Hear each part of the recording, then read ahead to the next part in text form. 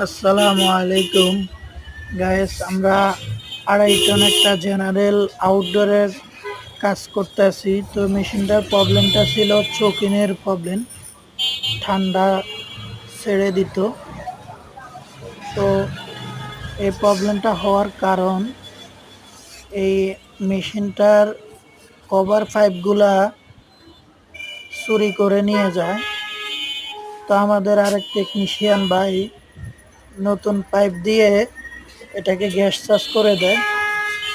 ফলে এটার ভিতরে কোনো না কোনোভাবে ময়লা বা পানি যাওয়ার কারণে মেশিনটা শৌখিন করে। তো এটা দীর্ঘদিন কাস্টমার এইভাবে চালাই আসছে, কিন্তু কোনো কাজ হচ্ছে না, ঠান্ডা কম হচ্ছে। তো আমরা এটাকে নিয়ে আসছি, কম্প্রেসারটা খুলে আমরা দেখব এটার ভিতরে কোনোভাবে ময়লা বা পানি গেছে কিনা।